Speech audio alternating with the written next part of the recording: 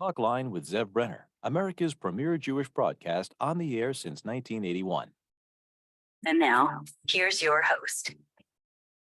And we're back. Rabbi Stephen Pruzansky joins us. He was a regular guest when he lives in the United States. He's now made Aliyah to Israel. He is the Rabbi Emeritus of Congregation B'nai Yeshurun of Teaneck, New Jersey. Today, he serves as the Israeli Regional Vice President of the Coalition for Jewish Values. He's Senior Rabbinic Scholar at Yeshiva Migdal, at Torah Modi'in. He's the author of 5 books.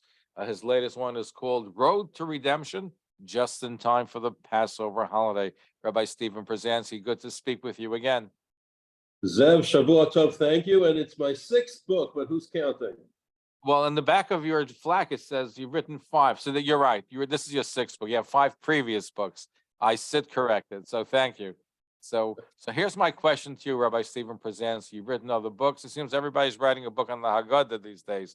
So Manish Tana, what makes your book on the Haggadah different than so many other books on the Haggadah that are currently out there?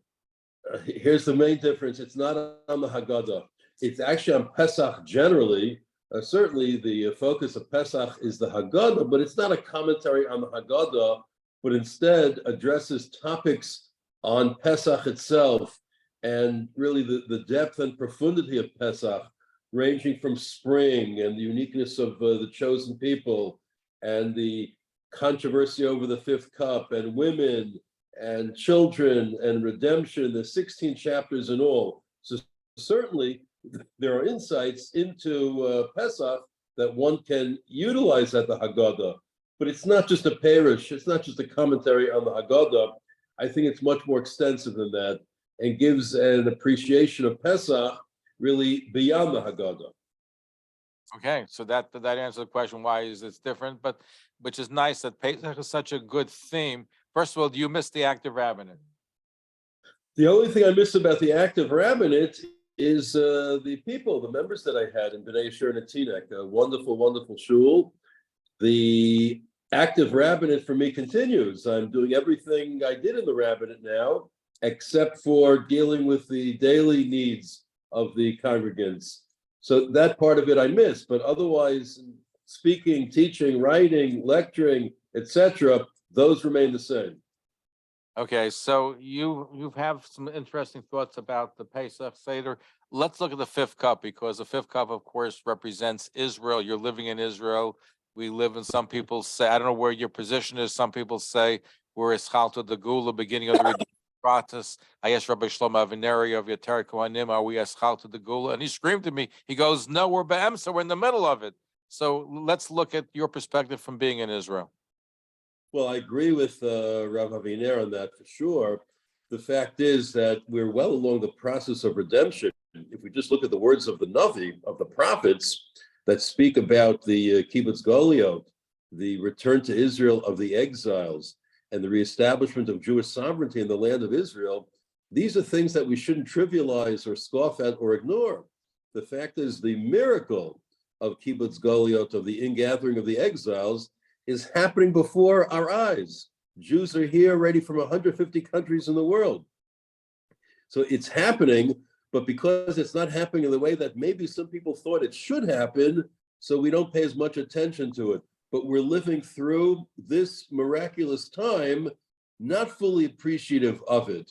And certainly when you come, the Gemara says there's no difference between this world and Yemot HaMashiach, except for Shibud Malchiot, the subjugation of the nations. Well, now, more or less, we're free and independent states, so the restoration of Jewish sovereignty in the land of Israel is something remarkable. No doubt it's engendered the animosity of many, many different corners of the world, but it's happened to us. Somehow, for some reason, it was God's will that it occur in this generation and not any other generation. No, it's certainly a wonderful miracle, but how do you feel with all the stuff that's going on in Israel, which seems to be tearing the country apart? Thank God there's a reprieve. I guess there's a reprieve for Pesach with the judicial reform, but you have hundreds of thousands of people on one side and the other side. And while we're supposed to be a festival of unity and supposed to have everybody together, has Israel changed, in your opinion? Are we seeing that divide, that can it be healed?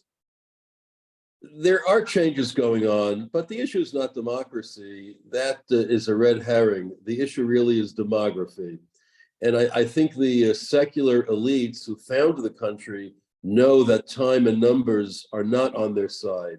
And that really is the issue before us. I mean, the fact is, whatever numbers came out, 500,000, 800,000, the opposition in Israel, and it's not a big country, got over 1 million votes, maybe 1.1 million votes. So therefore, they're just unhappy for the most part with the results of the election. I wrote an article a few months ago calling this Israel's January 6th. And that's really what it was. It's the inability of the losing side in a democracy to accept the results of an election. Part of the results of an election is that there are consequences. Those who are saying, for example, that they had no idea that judicial reform was on the agenda, they're either lying or they're being purposely naive because, as an example, Simcha Rothman came to B'nai Yeshurun 5 years ago to speak about these reforms. He came to Modi'in, Netanyahu came to Modi'in during the campaign and spoke about the reforms. Yariv Levin spoke about the reforms. Everyone knew that the reforms were the major plank in the platform of the Likud and their supporting parties. I do believe, though, that the people who said that they did not know this was on the agenda might be telling the truth in the sense that these days we all live in our echo chamber. So if someone is a supporter of some of the other parties, they may not even pay attention to what the parties they dislike are proposing because they don't want to listen to it. And that is the question represents they didn't want to listen to it, or when you say judicial reform, but what that means. And I think a lot of people who are maybe sympathetic to some sort of judicial reform may object to the way it's being done, and including 61 Knesset members can overturn the Supreme Court. So there are a lot of details that have come out that may not have been aware. I think that's also a bit of a red herring. You take the three major planks in the reform process. One is to change the nature of the committee so the justices on the Supreme Court no longer have a veto over who replaces them. I mean, it's insane. Imagine if Clarence Thomas, Brett Kavanaugh, and Amy Coney Barrett could veto the nomination of Ketanji Brown Jackson. It's ridiculous. No democracy has such a thing. They want to limit the jurisdiction of the Supreme Court, that they should rule on cases only involving laws and cases and controversies, laws and not politics. And they want to limit the role of the Attorney General. So he, in this case, it's she, doesn't have absolute unlimited control over every aspect of government, both appointments and policy. So people say it's too fast, too slow. The fact is, this is part of the political process. You're right, in the sense that 61 seems to be a low threshold, but most people, even Simcha Rothman, would say that was meant to be part of the negotiations. You propose a bill, you propose a bill, and then in committee, you try to get the opposition to join in. So it's not 61. I wrote about it. I thought 61 was obviously low. 64 would seem contrived because it's the number of people in the coalition now. So make it 65, 67. 61 was the opening bid, but instead of the opposition saying 61 is too low, make it 85 or make it 70, instead they just stand on the tables and scream, "Busha, busha." That's not how a parliamentary democracy works. In fact, that's not how any civilized society works. So 61 was an opening bid in negotiations. I don't think anyone intended that it should be the final number. I told Simcha Rothman, we had an interview with him, which right at the beginning of the process, and I said I thought it was moving too fast. I thought it was galvanizing the left. I thought the threshold was too low. But certainly, sometimes you have to move slower. If you move too fast, you get a situation like you have. In other words, like January 6th, not January, but if you look at the abortion issue, what it did in the United States, it helped galvanize the left, and the right and Republicans didn't really appreciate it. But that's an issue which seemed to have had a major factor. This seems to be a factor in galvanizing the left and revitalizing them in Israel. It's true, they seem to be more mobilized now. I think Netanyahu made a big mistake in not passing the first bill last week. And that bill was just the composition of the Judicial Selections Committee. Because what he did basically is surrender to the mob. Anarchy rules, anarchy works. And that's a terrible message to send to any society. And again, the analogy would be, you have a mob storming the Capitol on January 6th. Let's say Mike Pence said, you know what? This vote is divisive. We need unity. Why don't we postpone the vote on certifying the next president? It would be insane if he had done such a thing, not to mention constitutionally inappropriate. But to surrender to the mob, well, if you're going to say that policy is going to be made in the streets by the loudest, most violent voice, then you no longer have the trappings of a civilized society, and that's going to be problematic down the road. But the left does, the right do also. Are you happy that the prime minister, while may not have liked the fact that he passed over the bill, no pun intended, or pun intended, but the fact is that we're having peace for Pesach. I think that may be something, right? Because I think Pesach exists. Had the bill passed, it would have been peace in any event. The fact is, policy should be made and laws should be drafted in committee with input from the coalition and the opposition. That's the way it's supposed to be done. But to completely rule out milachatchila, that there's any negotiations, anything to talk about, because somehow having a Supreme Court with absolute, unlimited, unchecked powers over the society, that's wrong. That is undemocratic. And if anything, the reforms could be democratic. My fear is that these bills will never be passed now, and judicial reform is halted and will remain with that part of society being wholly undemocratic. Because in fact, once they see that anarchy works, they'll take it to the next level. And by the way, don't forget that a lot of this is being funded from the outside, from countries that have an interest in having a left-wing, progressive Supreme Court constraining Israel's evolution towards a fully Jewish state. our guest from Israel, Rabbi Steven Pruzansky, and we had him on many times when he was the spiritual leader of Congregation B'nai Yeshurun of Teaneck, New Jersey, where he now is Rabbi Emeritus. He now is the Israel Region Vice President of the Coalition for Jewish Values, a senior rabbinic scholar at the Yeshiva Migdal HaTorah in Modi'in, and his book is called Road to Redemption. You're listening to Talkline with Zev Brenner, America's premier Jewish broadcast on the air since 1981. And now, here's your host. Welcome back to the program. I'm Zev Brenner. Our guest, Rabbi Steven Pruzansky, originally from the United States, from New Jersey, where he's a Rabbi Emeritus of Congregation B'nai Yeshurun. He lives in Israel. He's the Israel Region Vice President of the Coalition for Jewish Values, senior rabbinical scholar of Yeshiva Migdal HaTorah in Modi'in, and his book is called Road to Redemption. And we're taking some of your phone calls. Go ahead. You're on the air, I believe, Brooklyn. Go ahead. What is your first name?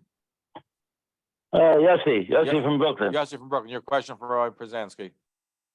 A question. I want to there's a very special man. Can you give my last name by any chance? What is the question? I didn't hear your question. Please repeat it. No, I want to know if I can give my last name. Yeah, you can give your last name, yes. Okay, tell him he was without a conviction at my wedding 3.5 years ago, and he's a very special man. I wanted to wish him a good luck. Thank you. You recognize Rabbi Pruzansky? You recognize the caller? The name and the voice sound familiar. Now, if I only had his picture. Rabbi Pruzansky? Yes, sir. Yeah, this is Yossi Shalitsky from Borough Park, who married his family. And I want to wish you luck. Yes, nice to hear from you. Shavua Tov. Hakadosh Sameach. Thank you for your phone call. Oh, We have a question? I just want to say, Very special man, very special. Thank you. All right, Thank you. thank you. Thank you. It's nice to get a nice call. Rabbi Pruzansky, correct. who's going to be calling, what they're going to say. Okay, let's go to Sholem in Brooklyn. Go to Sholem, Brooklyn. Thank you for waiting. Your question for Rabbi Pruzansky. Yes, Sholem. Hello, Rabbi Yes. Pruzansky. Yes, he's listening to you. You know Professor Leonard? You remember Professor Leonard in your own shul? What's I the can't professor? understand. What's the professor's name? Leonard Bernstein. You know Leonard. him very well. He's up in shul. What about him? He was very opposed to many of his views that he had. I think you remember the Rabbi remarked him. I don't know. He doesn't want to comment. So the point that you're making is that the member of the shul opposed the How rabbi's come he doesn't view. want to comment? How come the Rabbi doesn't want to comment? I'm not sure I understand the tenor of your question. You want to know why somebody in his previous shul didn't like Rabbi Pruzansky's views and why he doesn't want to comment about it? Is that the question? How could that be? How come Rabbi Pruzansky's not commenting? He's commenting. He knows who I'm talking about. He knows who I'm talking about. I'm not sure I understand what you're talking about, but I'll let I Rabbi don't understand what he's saying. The Yeah, preceding I didn't program know is a paid advertisement. what he said either, but we'll try one more time. The fact that you have somebody in shul who doesn't represent your point, didn't like your point of view. But listen, when you're dealing with presidents and shuls and boards, aren't they more controlling today than they were when you were in the rabbinate, Rabbi Pruzansky? I think they try to be, but the rabbi has to be a little assertive and express his views. By the way, the only person who agrees with me 100% is me. So it's not surprising that there'd be people who disagree with certain things. Yeah, I always tell people if the two of us agree on everything, then one of us is superfluous. So And the therefore, known fact that I think in your shul they didn't like some of your outspoken comments, and like well, people didn't. I think most people did, but it's also part of life to hear things that you don't agree with and maybe broaden your perspective and think a second time about issues. That's also part of the rabbinate, by the way. all right, Shalom. Thank you for your phone call. I guess he disappeared. Okay.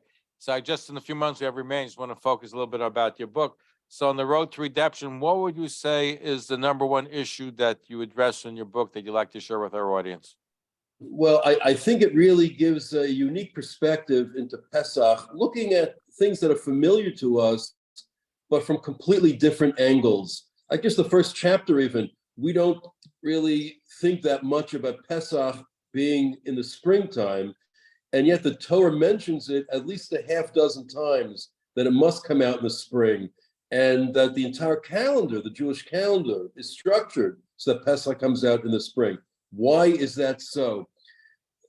I speak about the Jews as the chosen people in all its aspects, the controversial aspects, the privileged aspects, the great responsibility, but it's on Pesach that we became the chosen people.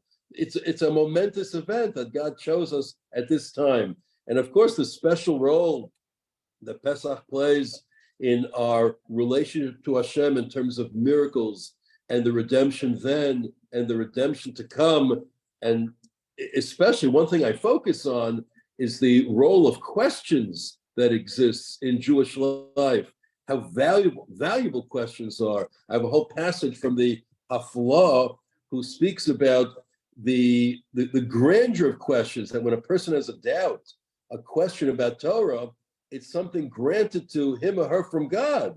So you should be able to explore the Torah more intensively in order to resolve that doubt. So questions are not bad things, questions are good things, and that's why the whole night of Pesach, the Seder night, is structured around questions as well. And themes like that are addressed extensively. Here's a question I have for you. I don't know if you saw, there was a latest poll that came out just a couple of days ago, which showed Americans tend to be less religious, less committed to family, less committed to country, less committed to patriotism. The numbers are shockingly low. So it affects general society, affects the Jewish community.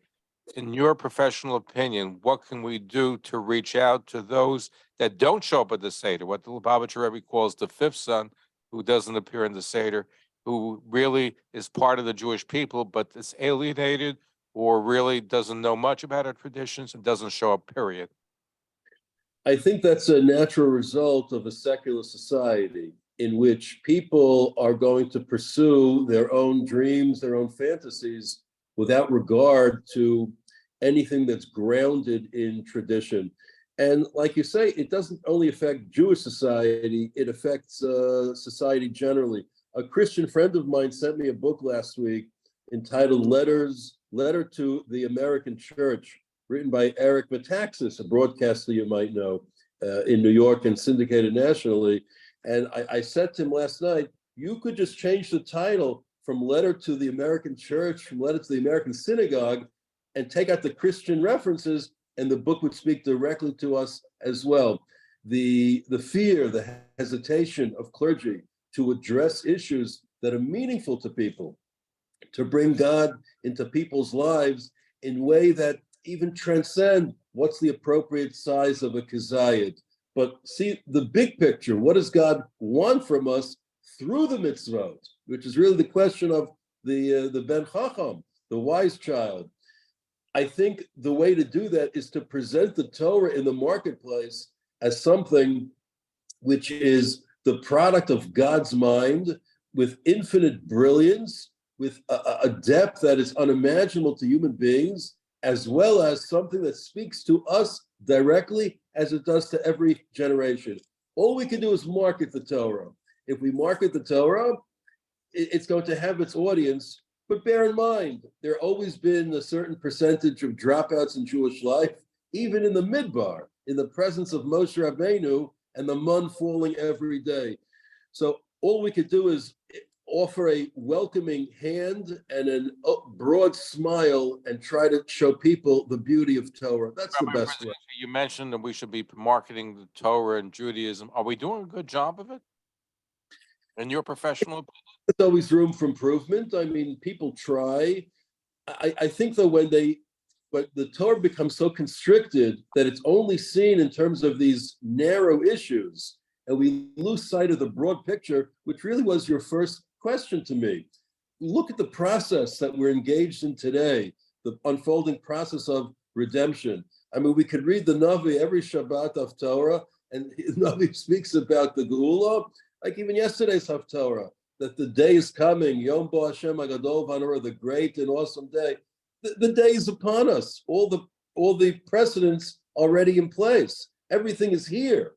And to experience, to read, to study the Haftorah, and not think about it as real and substantive and something that's happening today. So I think that's why it doesn't always speak to the generation. And in that, we could do a much better job. Rabbi Stephen Pruzansky, I want to thank you for joining us. The book is called Road to Redemption, Kodesh Press. What's your book number 7 going to be? That's a good question. I'm tossing around a few ideas to write about the rabbinate, to write about the different questions that the teenagers wrestle with today and give the answers to them, write a book about the Chagim, about the holidays. All those things are in mind. I'll take some time off, and it's a pretty intensive process to write a book. So I'll take some time off and focus on my teaching Torah locally, and then get back to the writing as well. Also, we have to try to straighten out the political scene here. So I'm busy with that too. Oh yeah, well, good luck with that, because that's going to take a lot of work. I'm not sure I have the answer, but I wish I did. But we certainly need a change, but we need achdus, and we're missing that. But anyway, thank you so much for being with us. Chag Kasher v'Sameach. You too. Shavua Tov, Chag Hashem Sameach. Nice to talk to you again. Likewise.